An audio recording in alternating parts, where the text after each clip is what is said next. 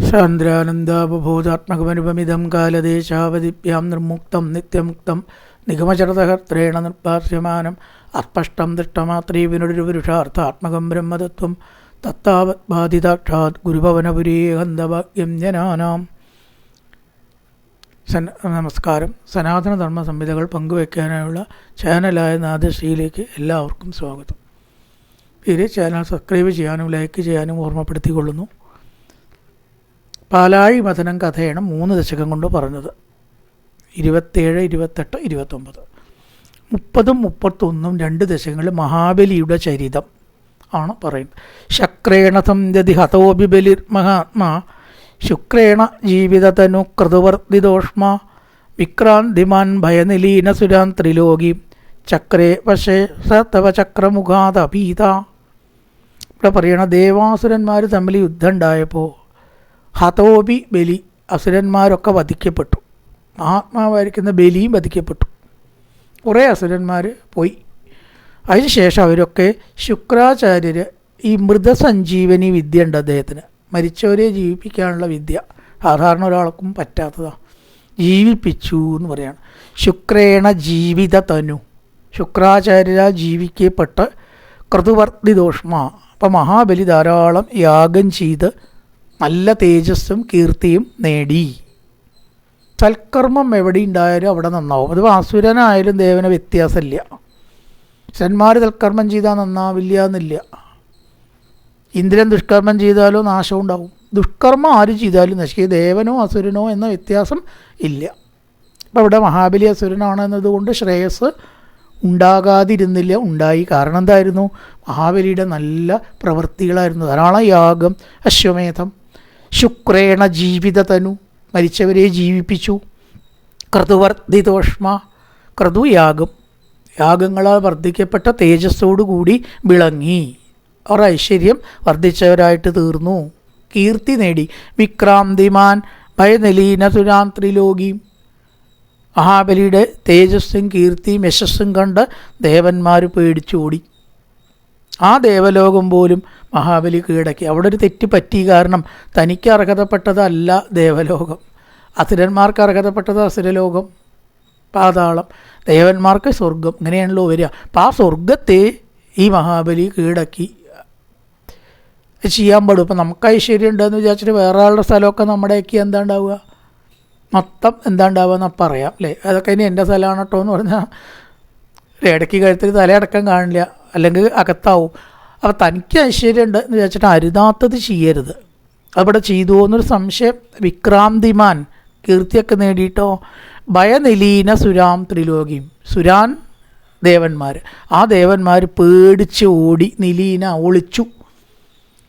മഹാബലിയുടെ മുമ്പിൽ പെടാതിരിക്കിയപ്പോൾ വഴിയിലു. കാരണം അപ്പോൾ അദ്ദേഹത്തിന് നല്ല കാലമാണ്. സമയം നന്നായാൽ എല്ലാവർക്കും നന്നാവും.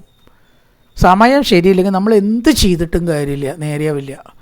കാലത്തിനും സമയത്തിനും ഭാഗ്യത്തിനും അത്രയധികം പ്രസക്തിയുണ്ട്. എന്നിട്ടോ ചക്രേ വശേ തതവ ചക്രമുഖാതപീത. ആ മഹാബലി 3 ലോകവും കീഴാക്കി. പേടിച്ചൊളിച്ചതായ ദേവന്മാരോട് കൂടി 3 ലോകവും തൻ്റെ കീഴിലാക്കി. നിന്തിരുവടിയുടെ ചക്രത്തിനെ പോലും പേടിയില്ലാണ്ടായി. ഔ ചക്രേ വശേ സ തവ ചക്രമുഖാതപീത. തവ ചക്രമുഖാത്, അങ്ങയുടെ ചക്രത്തിൽ നിന്ന് ഭീതിയില്ലാത്തവനായി. ഒരു ഉപമ പറഞ്ഞു എന്നല്ലോ. ഭഗവാന്റെ സുദർശനത്തിന് മുമ്പിൽ ആർക്കാ നിൽക്കാൻ പറ്റുക? അത്രയധികം നിർഭയനായി. ആരെയും പേടിയില്ല, ഒന്നിനെയും പേടിയില്ല. അങ്ങയുടെ ചക്രത്തെ അടക്കം പേടിയില്ല എന്ന് വേണമെങ്കിൽ പറയാം. അത്ര വരേക്ക് തൻ്റെ കീർത്തി, ശക്തി, പ്രതാപം ഇതൊക്കെ മഹാബലിക്കാണ്ട് വർദ്ധിച്ചു. സൽക്കർമ്മം കൊണ്ടും കാലം നന്നായാലും നമുക്ക് എവിടെ വേണമെങ്കിലും എത്താം. തിരിച്ചായാലോ ഏതുവരെ അധപ്പതിക്കുകയും ചെയ്യാം. കാലമാണ് നിശ്ചയിക്കുന്നത്, നമ്മളല്ല. ഇങ്ങനെയായപ്പോൾ ദേവന്മാരുടെ മാതാവ് അതിഥി വളരെയേറെ ദുഃഖിച്ചു. ഈശ്വരാ, നമ്മുടെ കുട്ടികൾ ഇങ്ങനെ ആയല്ലോ, സ്വർഗം നഷ്ടപ്പെട്ടു, അവർക്ക് അവരെ അലയുകയാണ്. പുത്രാർത്ഥി ദർശനവശാത് അതിഥിർവിഷണ്ണ തം കാശ്യപം നിജപതിം ശരണം പ്രപന്ന തത്പൂജനം തദുദിതം കിപയോ വ്രതാക്യം സാ ദ്വാദശാഹമചരൽ ത്വയി ഭക്തിപൂർണ. പുത്രാർത്തി, പുത്രന്മാരുടെ ദുഃഖം. ആർത്തി എന്ന് പറയുന്ന ദുഃഖം.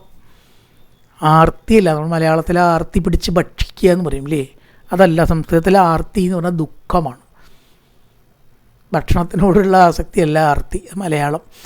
ആർത്തി ദുഃഖം. പുത്രാർത്തി, പുത്രന്മാരുടെ ദുഃഖം കണ്ട് അമ്മയ്ക്ക് വലിയ ദുഃഖം. മക്കൾക്കുള്ളതിനേക്കാളും മക്കളുടെ ദുഃഖത്തിൽ ദുഃഖം ഉണ്ടാവും അമ്മയ്ക്കാണ്. അവരുടെ ദുഃഖത്തിൽ വേഗം മനസ്സ് നൊന്ത് പുത്രാർത്തി ദർശനവശാത് അതിഥിർ, അതിഥിയാണ് മാതാവ്, വിഷണ്ണ, ദുഃഖിതയായി. എന്നിട്ട് എന്ത് ചെയ്തു? ഭർത്താവായിട്ടുള്ള കശ്യപനോട് സങ്കടം പറഞ്ഞു, നോക്കൂ നമ്മുടെ മക്കളുടെ ഒരു സ്ഥിതി അങ്ങ് കാണുന്നില്ലേ, ഇതിന് ഒരു പരിഹാരം കാണണ്ടേ എന്ന് ചോദിക്കുകയാണ്. തം കാശ്യപം നിജപതിം ശരണം പ്രപന്ന. അപ്പം കശ്യപൻ എന്ത് പറഞ്ഞു? തത് പൂജനം തദുദിതം കി പയോവ്രതാഖ്യം. അതിഥി, നമ്മുടെ മക്കളെയൊക്കെ നമുക്കൊന്ന് രക്ഷിക്കണം, അതിനൊരു വഴിയുണ്ട്. പയോവ്രതം എന്ന് പറഞ്ഞിട്ടൊരു വ്രതം നീ അനുഷ്ഠിക്കണം. 12 ദിവസം അനുഷ്ഠിക്കേണ്ട ധർമ്മം ഒരു വ്രതമാണ് പയോവ്രതം. വ്രതാനുഷ്ഠാനം കൊണ്ട് ചിലപ്പോൾ കാര്യസിദ്ധി ഉണ്ടാവും. 12 ആണ് ഈ 41 ദിവസത്തെ വ്രതം എടുക്കാതെ നമ്മൾ മലയ്ക്ക് പോയിട്ട് കാര്യമുണ്ടോ എന്ന് ചോദിച്ചാൽ സംശയമാണ്.